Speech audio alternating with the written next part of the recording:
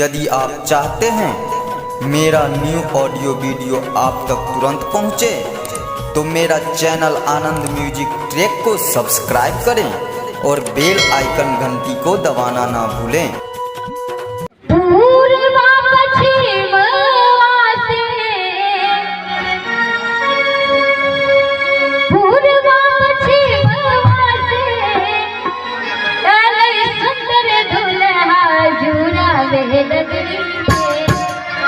जुराबे लगली रे सासुआ